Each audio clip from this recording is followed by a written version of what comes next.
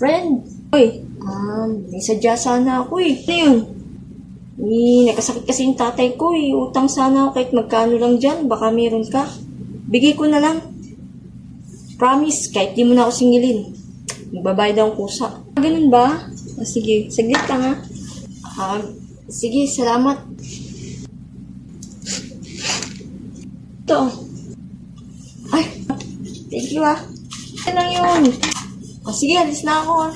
Salamat, friend. Grabe, ganda sa cellphone ko. Grabe. Hoy, asan yung utang mo?